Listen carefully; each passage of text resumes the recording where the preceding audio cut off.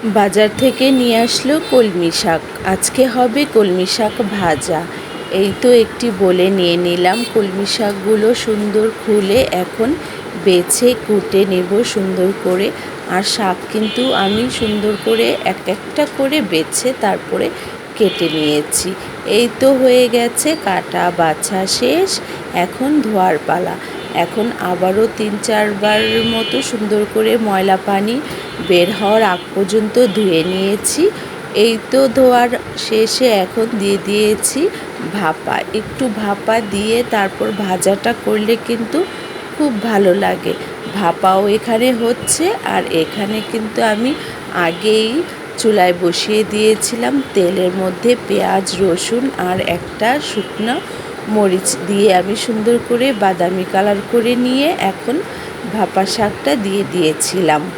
এই তো এ পর্যায়ে আমার হয়ে গেছে কলমি শাক ভাজা। কে কে পছন্দ করেন অবশ্যই কমেন্টে জানাবেন। আর আমার মেয়েদের খুব পছন্দ।